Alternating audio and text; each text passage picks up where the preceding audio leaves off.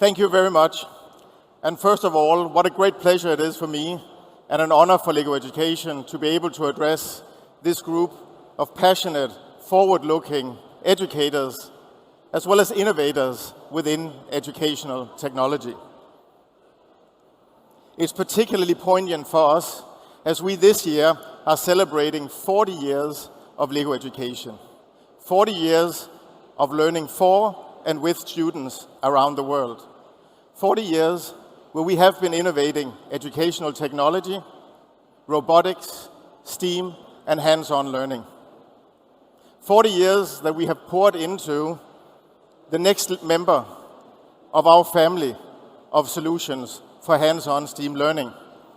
And that is Spike Prime. Spike Prime that we are also showcasing here at Bett this week.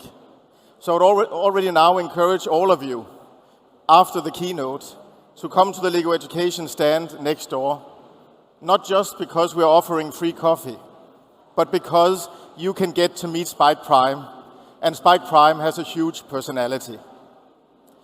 Now, of course, when you turn 40 years old, you also look a little bit back and you look forward.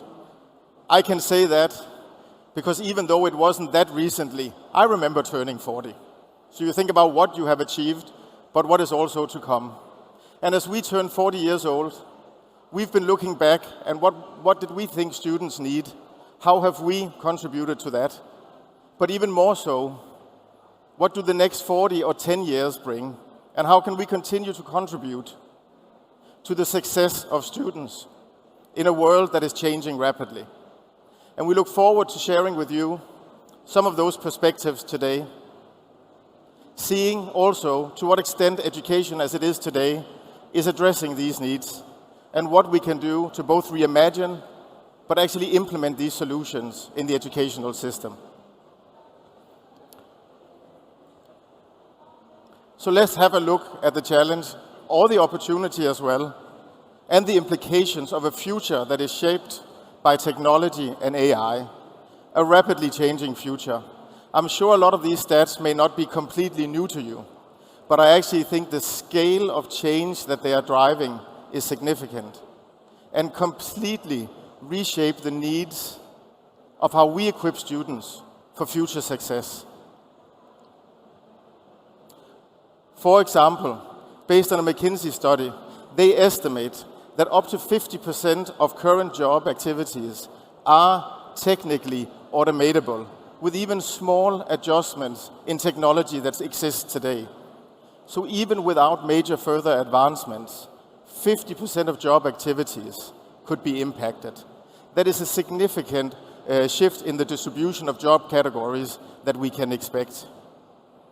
That means the future or the destination that we're shaping students for is becoming less and less clear. Not surprisingly then as well, that certain job categories, particularly those job categories of technology professionals, will grow over proportionately. As an example from the slide here, there'll be 60% growth in technology professional jobs in Germany, it's estimated. That of course both says something about the kind of jobs that we need students to have an interest in and prepare them for, but it also says something about the change and the importance of technology in their everyday. And similarly, I'm sure you'll not be surprised by the fact that predictable jobs, rules-based jobs, and not least physical jobs, will decline. Again, taking a stat from this slide, almost 1/3 of predictable physical work-based jobs in the US will disappear. That's a significant shift. Looking at all that, that means that not even just for students today, but for people in the workforce today, there's a need to change job categories. So between 75 and 375 million people globally will already over the next 10 years need to change jobs. And that rate of change and that rate of learning in the job is not going to go down. So the future that we're shaping the students for is one where there's an unprecedented amount of learning needed. Not just in school, but even more so after they've graduated and in the job. They're going to have to reinvent themselves many times. And that was the main point from Yuval Harari in his Penguin speech here in London, where he talked about the automation revolution. And again, this is not a one-time event. We're not going to go from stability to change to back to stability. There's going to be a cascade of disruptions as AI improves. And that's even beyond what can be done with current technologies. And to stay relevant, humans, not just humans collectively, but us as individuals, have to be able to reinvent ourselves over and over. So this is the situation that we're educating students for. Not a given destination that we can define, but the ability to not just survive and thrive in so much change. That's why I'd like to spend a little bit of time going into, well, what is then needed? And how can we reimagine learning to truly equip students for this future?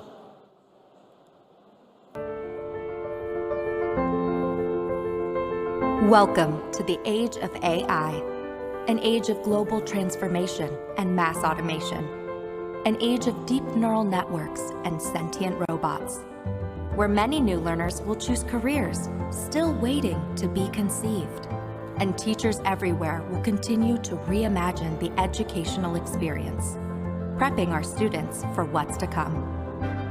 Over the next 10 years, we can expect this AI-driven transformation to accelerate, to widen across industries, categories, geographies.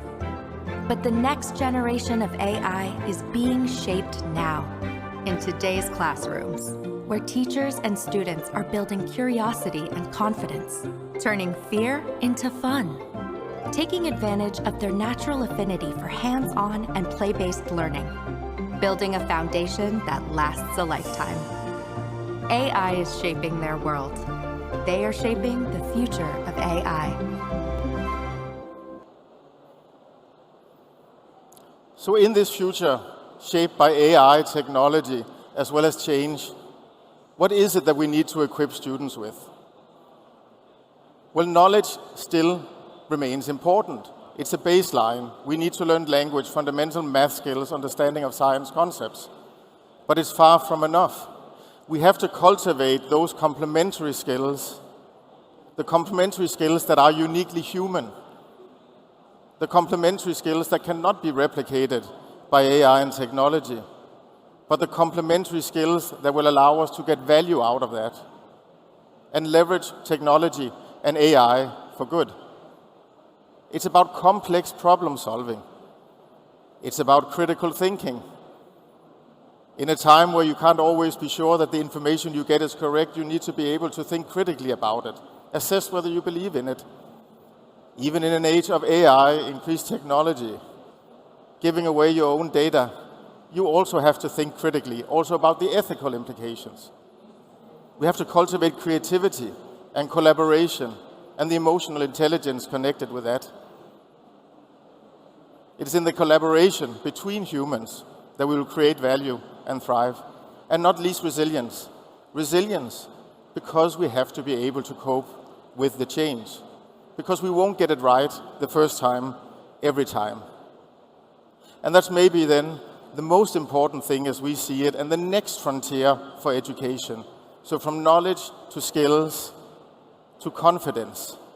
The confidence to be lifelong learners, to adopt a growth mindset, one where you're not hankering for the next level of stability, but where you will face challenges and opportunities, where you believe that through a focused effort and application, you will ultimately succeed. So it's not about the confidence in knowing exactly where you're going, it's the confidence to believe that you're equipped for that journey. Now, when we then look at that, are we then giving students that ultimate confidence? Harris Poll last year conducted a piece of research around confidence, particularly in STEAM learning and in middle school. They conducted it over 6 different countries and among both parents, teachers, and students. It was conducted in the US, here in the UK, in Germany, in Russia, in China, and in Japan. And the findings were pretty similar across. And worryingly, one of the key findings was that 47% of students say that they avoid subjects where they failed once before. So when we fail, we don't get back to it, we hold it out. And when we do that, for sure we're not going to learn from that failure. It's going to become a meaningless failure, not a meaningful failure. And in a future where we cannot expect everyone to have the answer, we have to be ready to fail and learn from that. Maybe even more worryingly, 51% of students said that trying new things at school makes them nervous. Ultimately, again, probably the fear of failure. What is the right answer? Can I actually do it? And they're graduating into a world where the only thing that's going to be certain is actually change. Then, we know particularly the area of STEAM and STEM are important.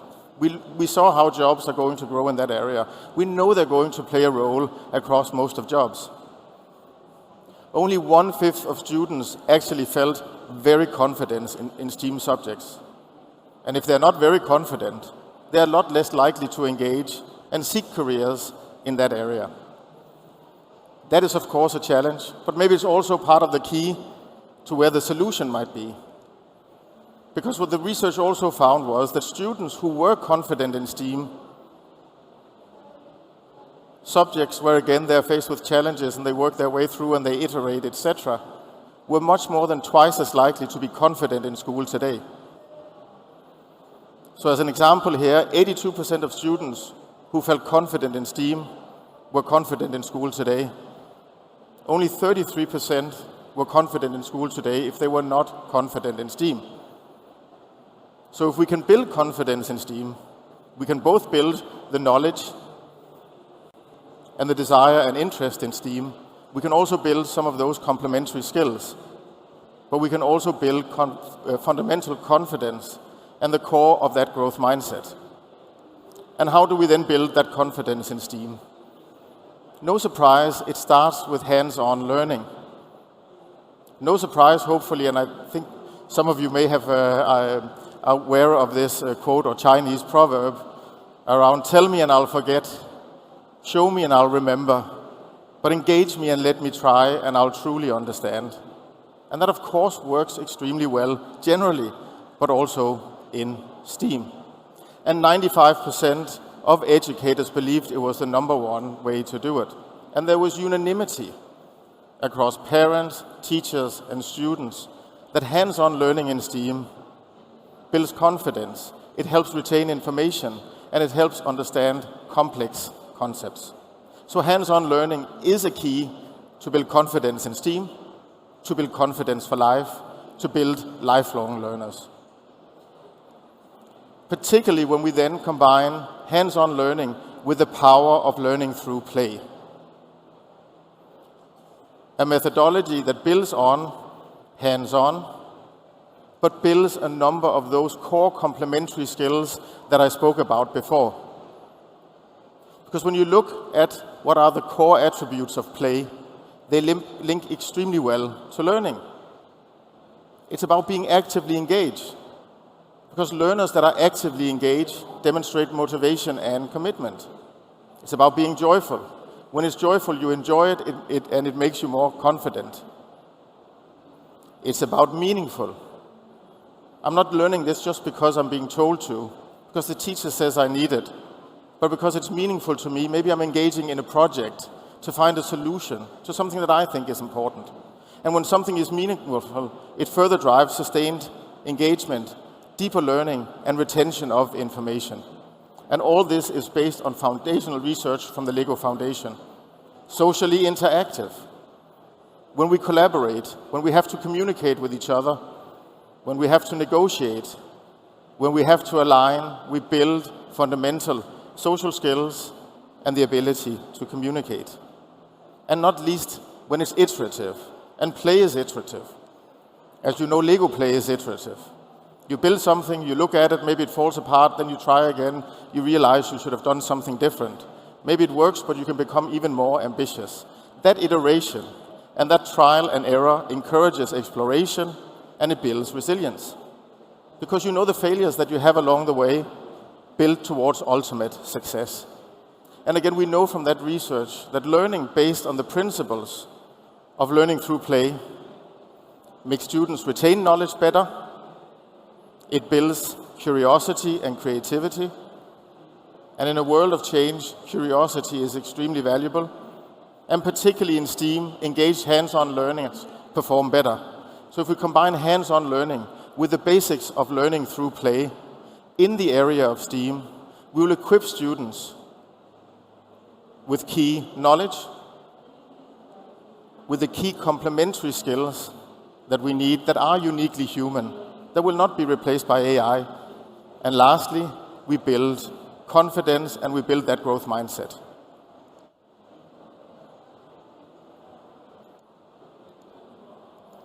So there's a strong connection here. A focus on STEAM learning, a focus on building key skills and confidence through hands-on learning through play. This is a core to reimagining learning. And if we can bring these components into classrooms, we will start equipping students for a future of change. We will build the habits and the mindsets at an early age that they will need in that future where they have to reinvent themselves and reinvent themselves. They will go out as employees, not trying to do as few things wrong as possible. They'll try to do as many things right as possible. Because if you go out and try to do as few things wrong as possible, you have a fixed mindset. You say, what are the rules? Who has the answer for me? And you focus on not making the mistake. And you can go through life not making mistakes, yet not doing anything right. They have to go out and try to do as many things right as possible. That's what's going to move them forward, that's going to make them learn, and it's going to make the companies they're in learn. And first and foremost, it will make them embrace change rather than try to hide from change. So for us, a key element of reimagining learning is about bringing the properties of learning through play to education from K to 12. Because we believe it is a true path forward for fostering those key complementary life skills, the key complementary, uniquely human life skills, but also a mindset for lifelong learning.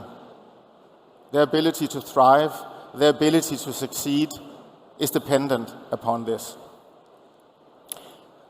Now, there are some misconceptions around learning through play, and you might be asking yourself the question, but learning through play, that sounds a lot like play. Isn't that just for the younger students? Important to say, and hopefully you can also see, that the principle of course apply across age groups.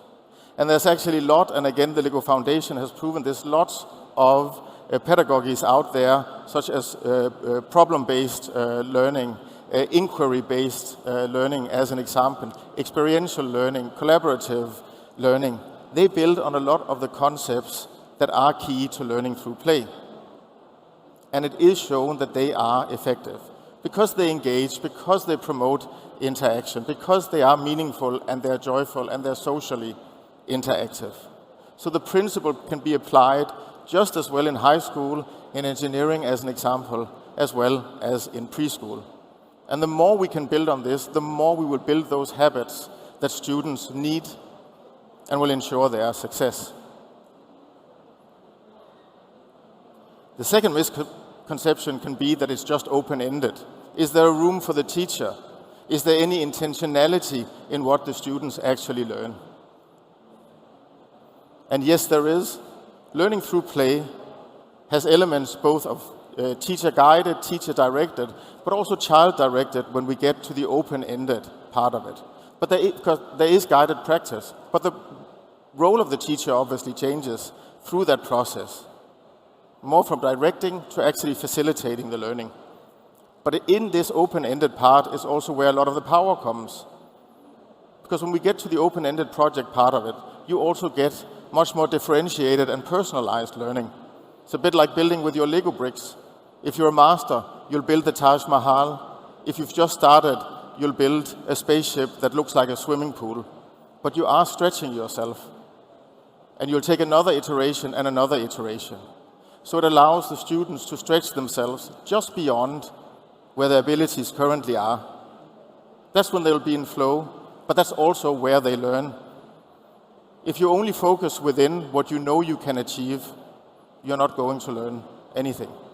So again, there is an incredibly important role for the teacher in this as well. So no surprise, when we talk about reimagining learning, we believe that learning through play should be a central part in this, because it offers many benefits, not least student confidence and building lifelong learners.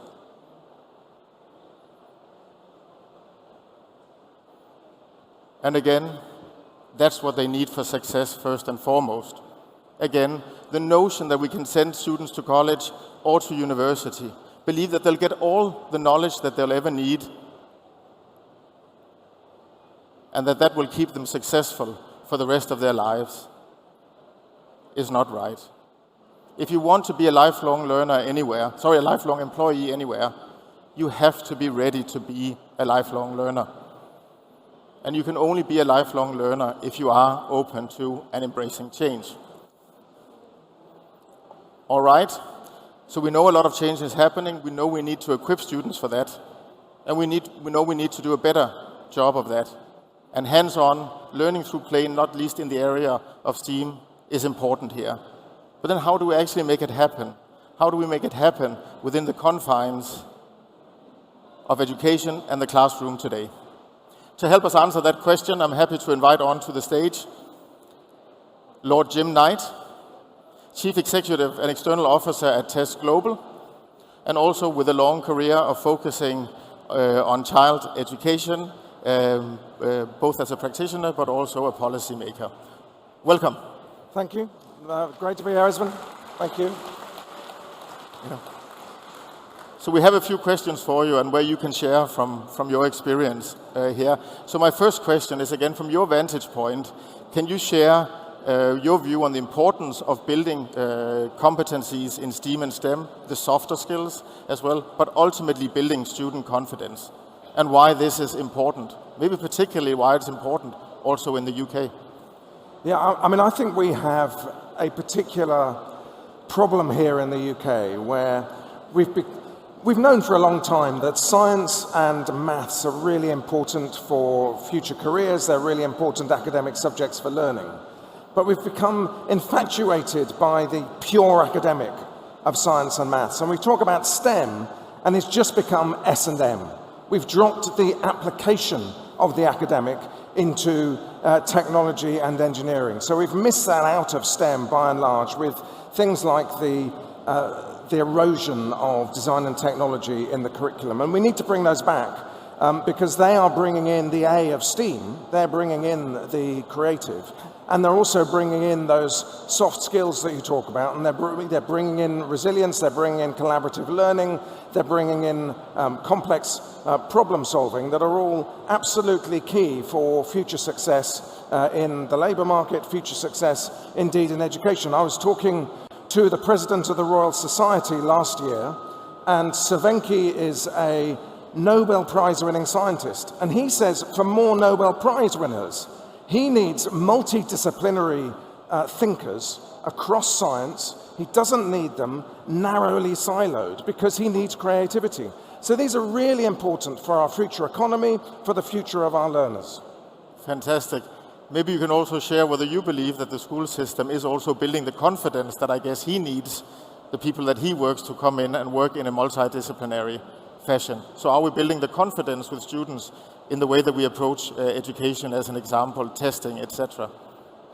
Yeah, I'm struggling to hear what you said. That's all right, that's all right. Because of the sound system, but yeah. Say that again. It was more about whether you see, beyond the building of the broader set of skills, whether we're also building that confidence and that mindset of lifelong learning. So one of the pieces of evidence I would give you is, many of you will have heard of the PISA study carried out by OECD, and the results were announced last month for the latest set of sampling.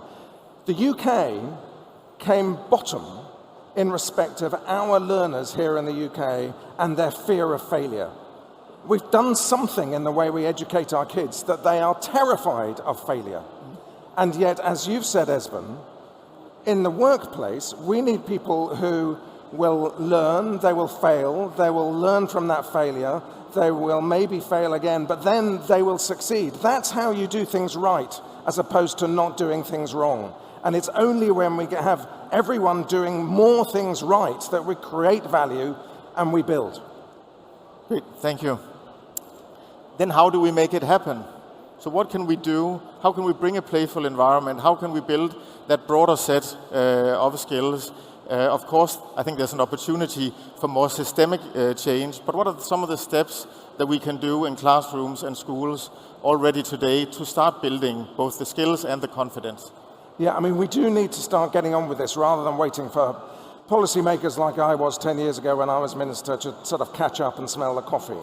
And that, I think, is about where we can, finding time within the curriculum for subjects like design and technology. I think it's in turn about celebrating some of the great teaching there's always been with different sorts of pedagogies, not just instructional, not just you guys sat in rows listening attentively to every word, but getting your hands dirty, getting stuck in, applying some of that learning in groups, all pedagogies that we're familiar with, but have become slightly less fashionable because of the way Ofsted works or the way the accountability works. We need to find room for that. And finally, I would say, you know, I chair a network called Whole Education, which is about educating the whole child, not just the exam-passing child.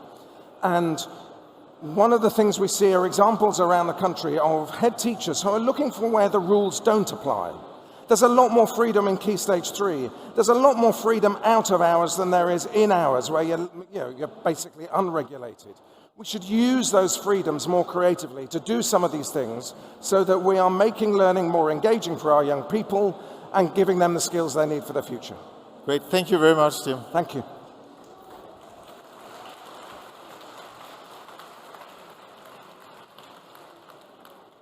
And we agree, we believe there are lots of opportunities to start on that journey. Not to necessarily wait for systemic change, and to go through a few of these. Incorporate joyful hands-on learning.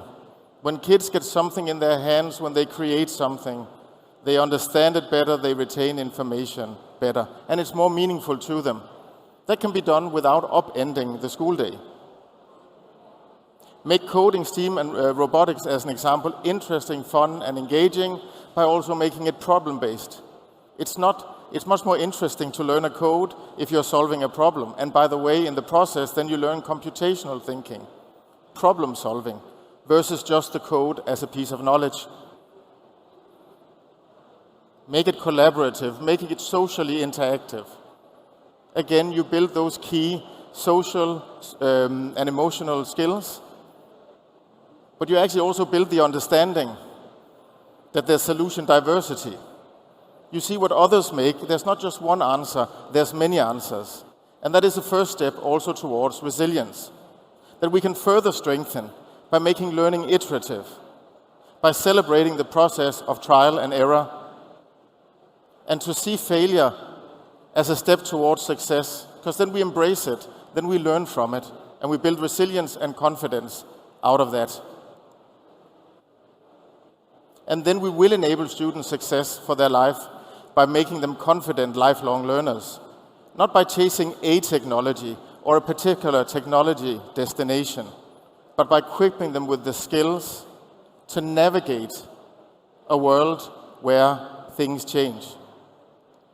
And if we do that, then education will live up to one of the 8 things that Forbes identified that are essential in the 4th Industrial Revolution. We need to develop the skill set, the complementary skills, and the mindset to do anything in their future, not a particular something. Confidence in learning isn't built overnight. It happens every day. Wherever there are problems to solve, and hands to help solve them. Fueling curiosity and creativity, lifelong learning, and lasting life skills. Confidence is sparked and nurtured in every classroom where STEAM learning happens, and students learn together. Growing day after day after day, with the help of amazing teachers and the hands-on learning tools of LEGO Education. Learning starts with confidence. Confidence in learning starts with LEGO Education. I got it. Thank you very much. By the way, I think I mentioned that Chinese proverb. So I've shown you, I've told you something. You may well forget it. I've shown you something. Hopefully you remember that. I saw a few iPhones up. But if you really want to understand it, you have to get your hands on. The LEGO Education stand is just next door, and I invite all of you to come over and visit us, see about building confidence, and not least to meet Spike Prime. Thank you very much.